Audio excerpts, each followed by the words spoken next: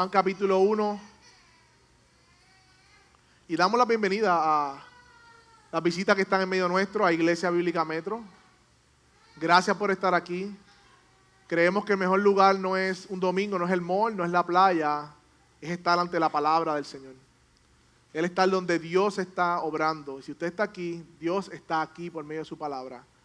Y qué bueno que está en medio nuestro. Esta es Iglesia Bíblica Metro. Permítanos saludarle antes de irse, conocerle.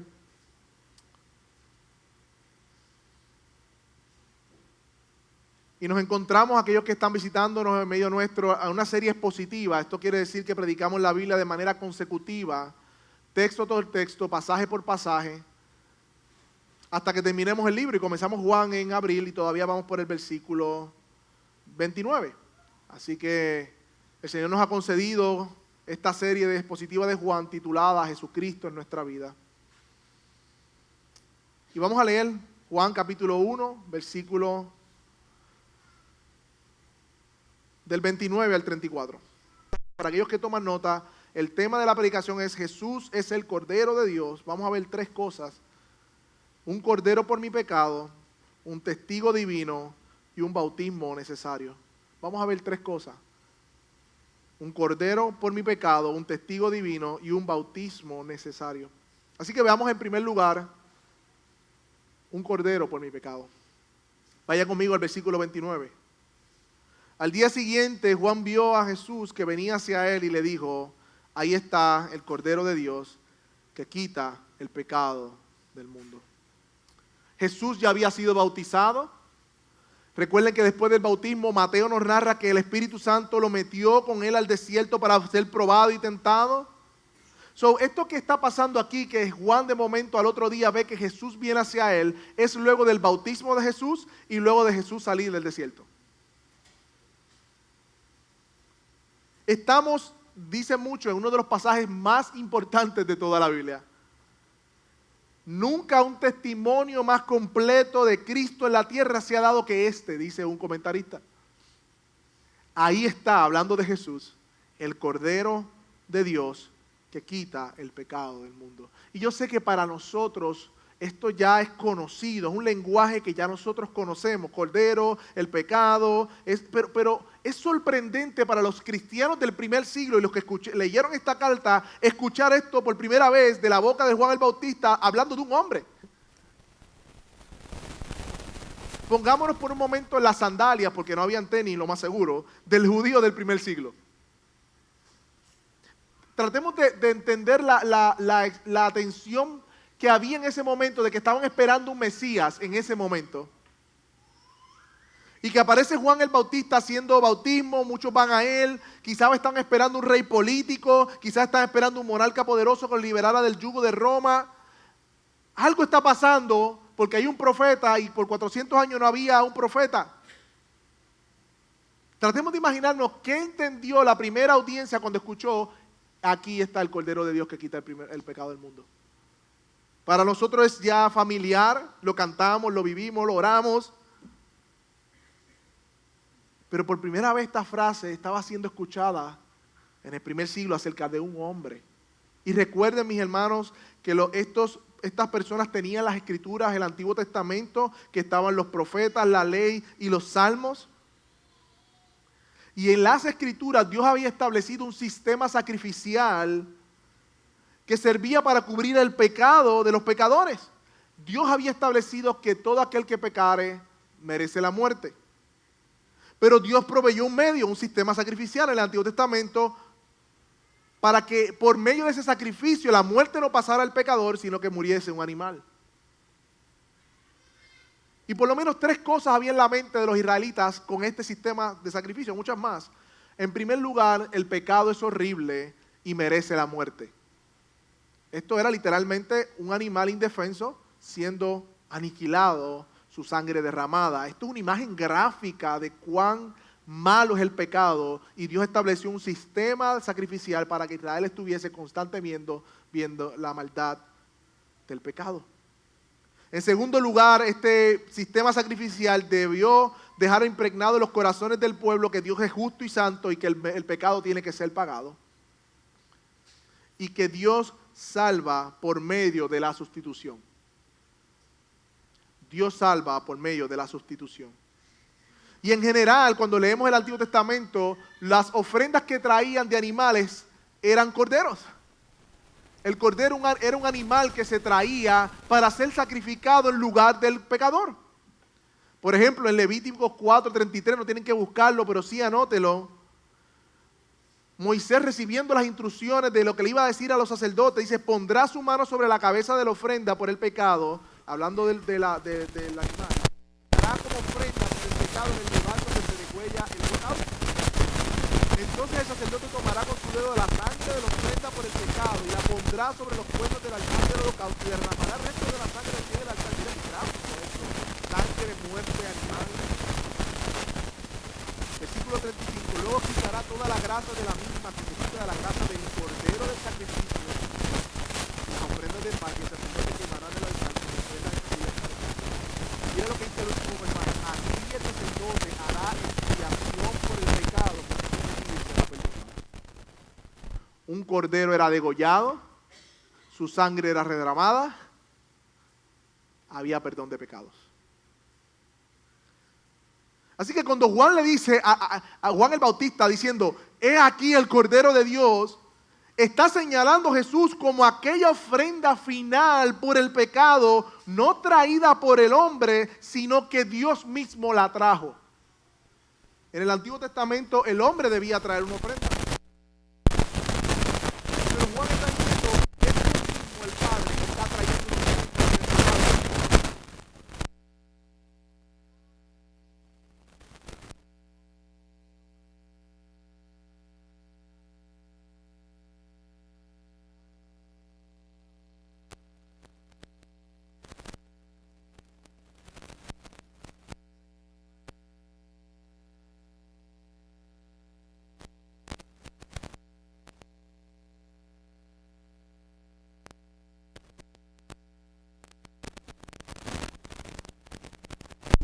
Y le dan entendimiento a lo que posiblemente el judío del primer siglo estaba entendiendo, además de lo que leímos de Levíticos. Vaya conmigo a Génesis 22. Vaya conmigo a Génesis 22. Recuerden, estamos viendo por qué le llama Cordero de Dios a Jesús y qué había en la mente del judío del primer siglo cuando escuchó esto. Porque esto le va a dar sentido a lo que él está diciendo. De manera rápida, Génesis 22, Dios le dice a Abraham: sacrifícame a tu hijo Isaac, el hijo de la promesa.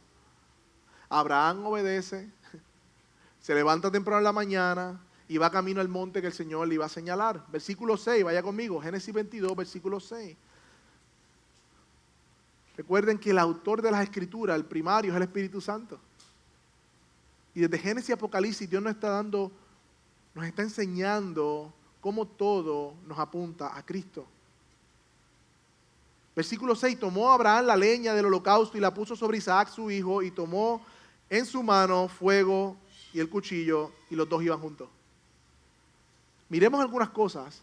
El hijo está cargando la leña, el padre está cargando el instrumento de sacrificio, pero los dos iban juntos al monte.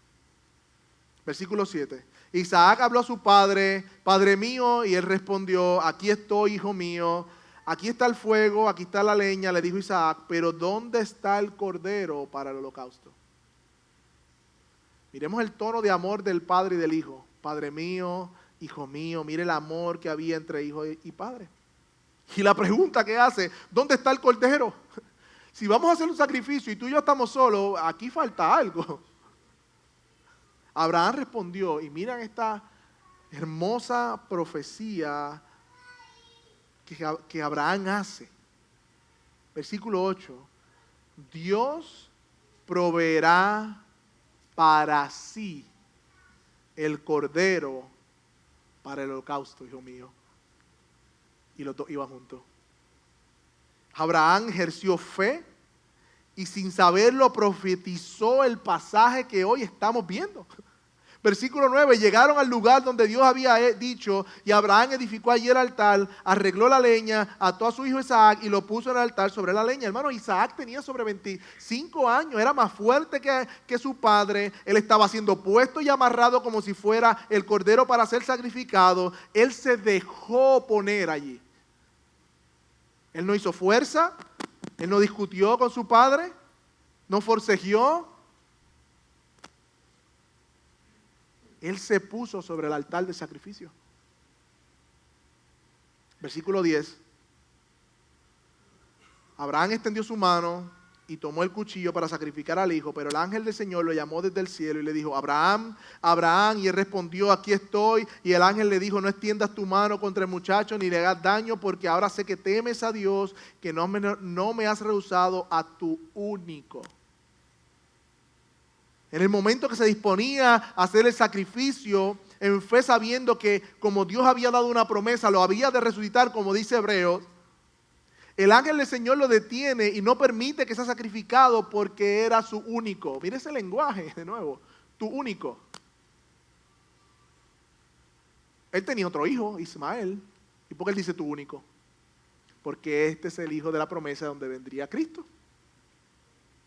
Versículo 3, entonces Abraham alzó los ojos y vio un carnero detrás de él, trabado por los cuernos en un matorral. Abraham fue y tomó al carnero y lo ofreció en holocausto en lugar de su hijo. Abraham llamó a aquel lugar el nombre, el Señor proveerá, como se dice hasta hoy, en el monte del Señor se proveerá.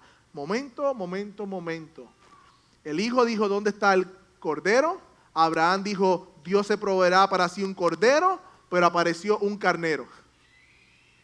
No sé si vieron el cambio ahí.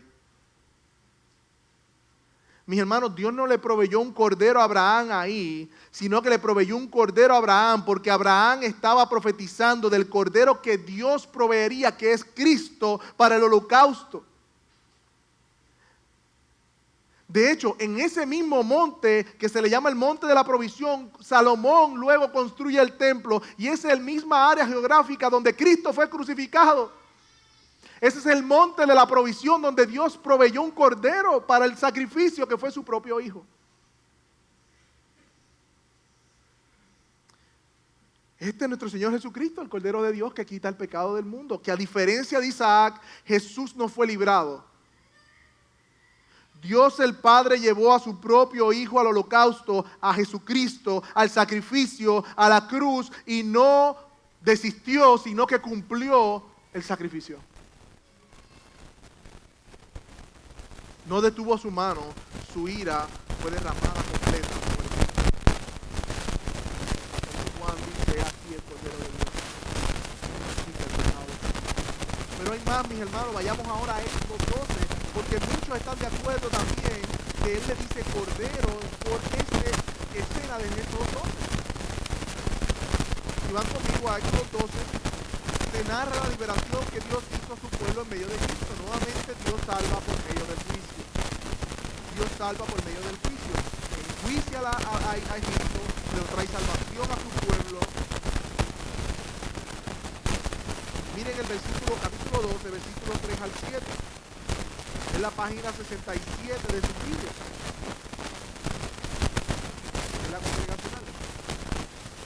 Éxodo capítulo 12, versículo 3. Hablen a toda la congregación de Israel y digan, el día 10 de este mes cada uno tomará para sí un cordero, según sus casas paternas, un cordero para cada año. Versículo 5. El cordero será un macho sin defecto. Lo apartarán desde las ofrendas de las ovejas y desde las cabras y lo guardarán hasta el día 14 del mes. Entonces toda la asamblea de la congregación de Israel lo matará al anochecer. Ellos tomarán, versículo 7, ellos tomarán parte de la sangre y la pondrán en los postes y el dintel de las casas donde coman. Versículo 12, porque esa noche pasaré por la tierra de Egipto y heriré a todo primogénito de la tierra de Egipto, tanto hombre como animal, y ejecutaré mi juicio contra todos los dioses de Egipto. Yo el Señor, la sangre, versículo 13, les será a ustedes por señal en las casas donde estén. Cuando yo vea la sangre, pasaré de largo y ninguna plaga vendrá sobre ustedes para destruirlo cuando yo hiera a la tierra de Egipto. Mis hermanos, los judíos conocían muy bien esta escritura, porque esta es la institución de la Pascua, de la cena judía, que fue instituida como un recordatorio de la liberación de Dios. Y es aquí, mis hermanos, que se presenta un cordero que debe ser separado para ser sacrificado, para que su sangre estuviese en los postes de las puertas, para que cuando pasara la muerte no entrara a la casa y los juicios de Dios no pasaran. De hecho, en español, en inglés, es el Passover, pasar sobre, ¿no? La muerte no pasaría a la casa sería librada del juicio por medio de la sangre de un cordero. Ese es el punto. Pablo en 1 Corintios dice que Cristo es nuestra Pascua que fue sacrificado por nosotros. Un cordero debía morir, la sangre de los postes de la puerta serían la señal que el juicio no entraría. De la misma manera, Cristo es el cordero pascual que al derramar su sangre, el juicio de Dios no cae sobre aquellos que están cubiertos por la sangre de Cristo y son librados de la muerte. Es aquí el cordero de Dios que quita el pecado del mundo. De hecho, mis hermanos, si usted viene a la Santa Cena y lee la Santa Cena, que Jesús estaba inaugurando el nuevo pacto, no se menciona que había un cordero allí. La cena incluía un cordero. Habla del vino, habla del pan, pero no habla del cordero. Pero era que en esa última cena, el cordero de Dios estaba oficiando el nuevo pacto. Estaba inaugurando el nuevo pacto en donde con su sangre derramada en la cruz del Calvario extendería perdón para todos aquellos que creen. Mis hermanos que están aquí, Cristo ha llevado sobre él el pecado. Cristo tomó sobre sí el pecado. El Cordero de Dios que quita el pecado del mundo llevó sobre sí nuestro pecado. Por lo tanto, si tú has puesto tu confianza en Cristo, ya Él cargó con tu pecado, eres libre de la condena, no hay culpa ni maldición. No hay condenación para aquellos que están en Cristo. Cristo ha perdonado todo el pecado. Él pagó, mis hermanos. Él pagó. Cuando venga el acusador, el padre de toda mentira, el diablo, y te susurre condenación y quiera poner dudas en tu corazón, recuérdate, Cristo pagó por tu pecado y hay perdón para todo aquel que cree en Él. Cuando peques, no huyas de tu Padre, sino que corre a Él, porque Él hizo provisión para el pecado. Él es el Cordero de Dios que quita el pecado del mundo. Hebreo lo dice de manera magistral, porque con una sola ofrenda, hablando de Cristo, hizo perfectos para siempre a los santificados. Sí, pastor, pero yo no soy perfecto, yo peco. Sí, pero Él te dio su justicia. Por lo tanto, delante de la presencia de Dios, Cristo te representa a ti. Oh sí, pero vivimos en lucha contra el pecado. Claro que sí. Pero si tú has creído en Cristo, ya tú has sido lavado, dice, perfectos para siempre. Esa es nuestra confianza. De hecho, el versículo 17 de Hebreos 11 dice que nunca se acordará de los pecados, porque donde hay remisión de pecados, no hay ofrenda más por el pecado.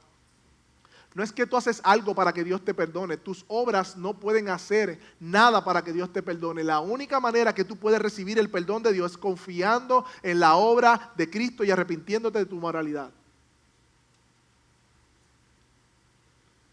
Hebreos dice, acerquémonos con el corazón sincero, en plena certidumbre de fe, purificados nuestros corazones de mala conciencia y lavados nuestros cuerpos con agua pura. Mantengamos firme, sin fluctuar la profesión de nuestra esperanza, porque fiel es el que prometió.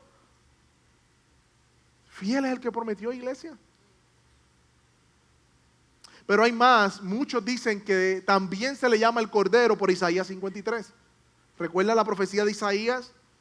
Todos nos descarriamos como ovejas, nos apartamos cada cual por nuestro camino, pero el Señor hizo que cayera sobre él la iniquidad de todos. Y dice ahí el versículo 7, oprimido y afligido, pero no abrió su boca, como un cordero fue llevado al matadero.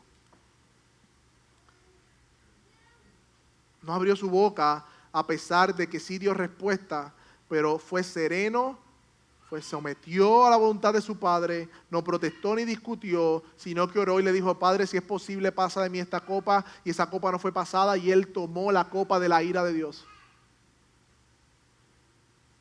Dice un comentarista: el siervo no presentó, hablando de Cristo, ninguna resistencia ante la violencia, sino que se humilló a sí mismo. Tampoco se resistió verbalmente, sino que enmudeció y no abrió su boca. Los animales van con poca comprensión a los que los esquilan, como el matadero. Y el siervo, que conocía bien la diferencia entre la muerte con calma, su muerte fue con calma, que reflejaba una mente no ignorante, sino sometida.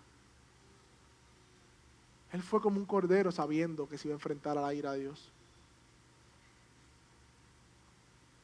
Hermanos, de todos los títulos que Juan le podía dar a Jesús en ese momento cuando lo vio, de todos los títulos que podría decirle, él escogió decirle proféticamente: he ahí el Cordero de Dios que quita el pecado del mundo. O sea, nuestro mayor problema no es la salud física. Nuestro mayor problema no es eso, sino Juan hubiese dicho: aquí está el doctor milagrero de Dios que quita las enfermedades del mundo. Nuestro mayor problema no es financiero, sino él hubiese dicho, Juan el Bautista cuando lo vio: aquí está el economista de Dios que quita la pobreza del mundo.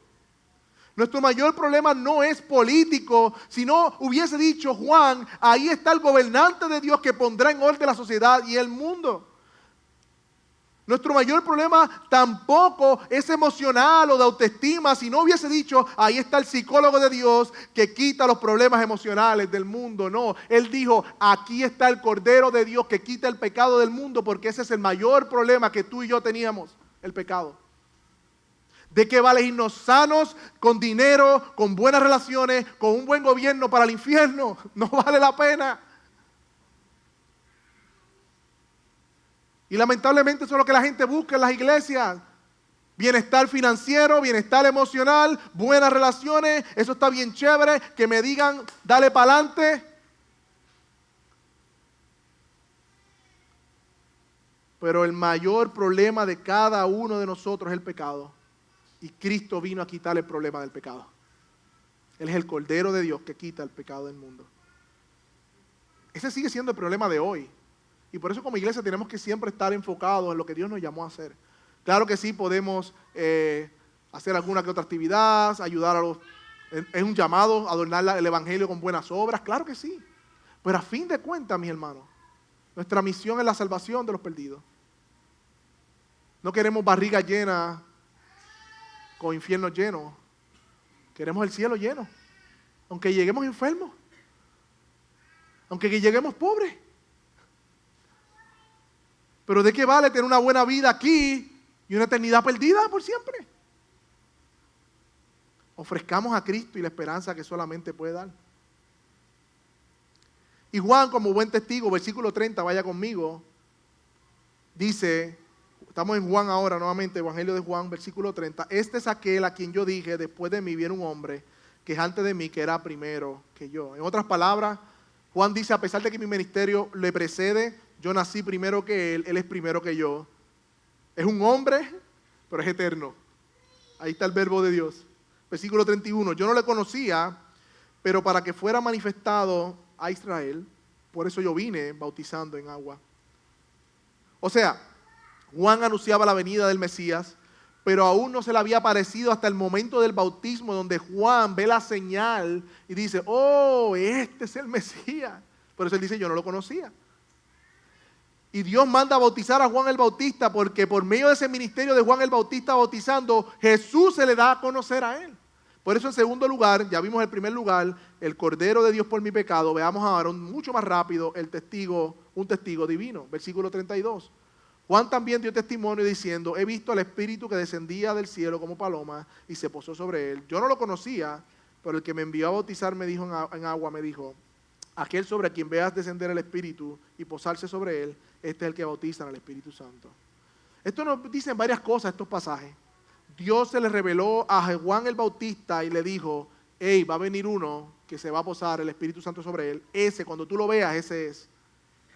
Por eso él dice: yo vi el Espíritu Santo en el momento del bautismo. Interesantemente, esta manifestación del Espíritu Santo fue como paloma, dice ahí. Bajó como paloma. No dice que era una paloma, sino como paloma. ¿Ok? Y muchos hablan de la paloma como un emblema de paz, otros como unas buenas nuevas. Por ejemplo, Noé envía una paloma y a ver si entonces no regresaba. Cuando no regresó es que el agua había bajado y hay un simbolismo de buenas nuevas. La realidad, mis hermanos, también la paloma era un animal que los pobres entregaban en el sacrificio cuando no tenían para un cordero. No se ponen de acuerdo por qué como paloma, y yo creo que no es lo importante aquí. Yo creo que lo importante aquí es que la paloma es simplemente, o como paloma, una señal de que el Espíritu Santo había descendido sobre Jesús para ungirlo. Como en el Antiguo Testamento los reyes, los profetas, los sacerdotes eran ungidos como una señal de separación para el ministerio, y en ese momento del bautismo Jesús fue ungido. Y Jesús mismo lo dijo cuando tomó el rollo. Jesús fue a la sinagoga, tomó el rollo de Isaías y dijo lo siguiente: el Espíritu del Señor está sobre mí, por lo cual me ha ungido para dar buenas nuevas a los pobres, me ha enviado a sanar a los quebrantados de corazón, y sigue por ahí, y termina diciendo, esto se ha cumplido hoy. Por lo tanto, mis hermanos, el tema de si una paloma, si no es una paloma, si por qué es más bien un ungimiento de la tercera persona de la Trinidad sobre el Hijo de Dios para su ministerio. Ahora bien, el pasaje no solo dice que el Espíritu de Dios posó sobre él, sino miren el versículo 33, al final dice que este es el que bautiza con el Espíritu Santo. Por lo tanto, veamos tercero y último lugar, un bautismo necesario, mis hermanos. Un bautismo necesario. Algunos creen que esto hace referencia a Hechos 2, cuando Pentecostés Cristo envía desde el cielo al Espíritu prometido, que de hecho fue un momento único, histórico e irrepetible en la historia de la redención. Era un momento transicional. El Antiguo Testamento estaba pasando, el Nuevo Testamento estaba siendo inaugurado, y el Espíritu Santo fue una promesa desde el Antiguo Testamento que vendría, y eso ocurre en Hechos 2, eso es irrepetible. Así como la cruz es irrepetible, Pentecostés es irrepetible, porque fue un momento particular en la historia en donde Dios hizo eso, envió al Espíritu Santo. Pero yo me inclino a pensar que cuando dice que este es el que bautiza al Espíritu Santo, no se refiere necesariamente a Hechos 2, aunque sí ahí ocurre eso, sino más bien que hace referencia al bautismo interno del creyente en el Espíritu, es decir, la obra sobrenatural que solamente Dios hace por medio de su Espíritu. Recordemos lo siguiente: Juan el Bautista está siendo evaluado en comparación a Cristo, y Juan el apóstol, el que está escribiendo este evangelio, presenta a los lectores que Juan el Bautista no era el Cristo. Jesús sí era el Cristo. Juan el Bautista dio testimonio de que era el Cristo y su ministerio era mayor. Por lo tanto, si Juan bautiza a los que vienen a él en agua para arrepentimiento, él dice, él es mayor que yo porque él bautiza en el Espíritu. O sea, mi obra es externa, agua, pero su obra es interna, es mayor porque es interna. Dice un comentarista, este es aquel que bautiza los corazones de los hombres, lo cual nosotros no podemos hacerlo, y no hay ningún ser humano alguno que pueda administrarlo. Él tiene la prerrogativa de dar vida espiritual. Es Jesús, dice Juan el Bautista, que da vida espiritual. Yo no puedo hacer eso. Yo no puedo hacer eso. Hoy apreciamos un bautismo en agua. Y por medio del bautismo en agua somos recibidos a la iglesia externa de Dios. Pero esto es simplemente un reflejo externo del bautismo en el interior que Dios ya hizo a Héctor. Es decir, antes de yo bautizar aquí a Héctor, ya Dios lo había bautizado con su Espíritu el día que creyó. Ya Cristo lo sumergió a una vida espiritual, le dio un espíritu nuevo, cambió su antigua vida, limpió sus pecados, le dio nuevos deseos, y él confesó hoy públicamente por medio del bautismo externo en agua lo que Dios ya hizo en su corazón. Cristo es el que bautiza en ese sentido en el Espíritu Santo, Él es el que da vida espiritual. Él es el autor de la vida espiritual. Yo predico la palabra de Dios, pero yo no puedo convertirte a ti. Eso es una obra del Espíritu de Dios por medio de la palabra poderosa de Dios. Y como oraba Félix en esta mañana, pídele hoy al Señor que si tú no has sido bautizado en el Espíritu, es decir, no has nacido en una nueva vida, pídele que te haga nacer del Espíritu hoy. Él es el que bautiza en el Espíritu Santo. Y mira cómo termina el versículo 33. Y yo lo he visto, o 34. Y he dado testimonio de que este es el Hijo de Dios. Así termina el testimonio de Juan el Bautista. visita que estás aquí en medio nuestro, amigo que aún no has venido a Cristo. Hoy nosotros nos unimos a la voz de Juan el Bautista y te decimos lo mismo. Nosotros hemos gustado y hemos visto y damos testimonio que Jesús es el Hijo de Dios, el Mesías que vino a morir, a resucitar, ascendió a los cielos para salvar vidas y dar vida eterna. Si tú no has creído en Cristo, si no has creído en Él como tu Salvador personal, si no has tenido vida espiritual, esta es tu mañana, ya tu tarde, para decirle al Señor, sálvame por tu gracia y tu gloria, sálvame Señor, yo quiero tener vida espiritual. Él fue el que abrió mis ojos. Él que fue el que abrió los ojos de todos aquellos. Él fue el que abrió los ojos de Héctor. ¿Tú escuchaste el texto? Dice, Él quita el pecado, no los pecados, el pecado del mundo. Es decir, solo Jesús tiene el poder no solo de quitar algunas cosas en tu vida y mejorar tu vida. No, Él tiene el poder para darte una vida nueva. Él quita el principio del pecado que te domina para darte el principio del Espíritu, para que tengas victoria sobre el pecado. Él quita el pecado del mundo. Y mira lo que dice, del mundo. O sea, la oferta de salvación es para todo aquel que cree. No es para los judíos no únicamente, no es para Israel únicamente, no es para los gentiles únicamente, no es para una raza, color, cultura, posición social, estatus. No importa quién tú seas, Cristo murió en la cruz del Calvario para el perdón de los pecados de todo el mundo, de todo aquel que cree.